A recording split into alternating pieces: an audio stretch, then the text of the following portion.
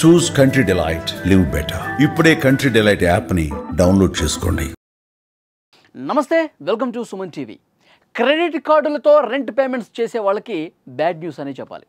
PhonePe, Paytm, cred వంటి ప్రముఖ fintech సంస్థలు రెంట్ పేమెంట్ సేవలు నిలిపేస్తున్నట్టు తాజాగా ప్రకటించాయి. ఆర్బీఐ ఆదేశాల మేరకు ఈ నిర్ణయం తీసుకున్నట్లు తెలిపాయి. ఇటీవలి కాలంలో రెంట్ పేమెంట్ ఆప్షన్ ఎక్కువ మంది ఉపయోగిస్తూ ఉన్నారు. నగదు కొరత ఉండే సమయాల్లో దీన్ని ఉపయోగించుకుంటున్నారు. క్రెడిట్ కార్డు ద్వారా మరో ఖాతాకు నగదు బదిలీ చేసి అక్కడి నుంచే నగదు తీసుకుంటున్నారు. ఇలా చేస్తూ తమ అవసరాలను తీర్చుకుంటూ ఉన్నారు. ఈ నేపథ్యంలోనే రిజర్వ్ బ్యాంక్ ఆఫ్ ఇండియా కఠిన నిర్ణయం తీసుకున్నట్లు తెలుస్తోంది.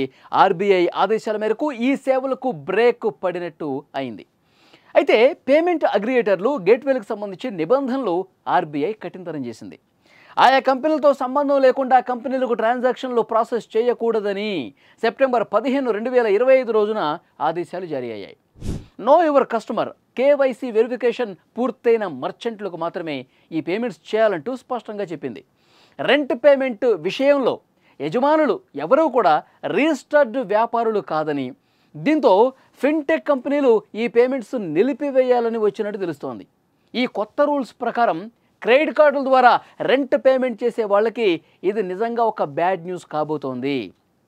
ఫిన్టెక్ కంపెనీలు అందించే ఈ రెంట్ పేమెంట్ ఆప్షన్ వినియోగించి చాలామంది కూడా మనం చూస్తుంటాం, రెగ్యులర్గా క్రెడిట్ కార్డు తీసుకుంటారు, నగదు అవసరాలు తీర్చుకుంటారు.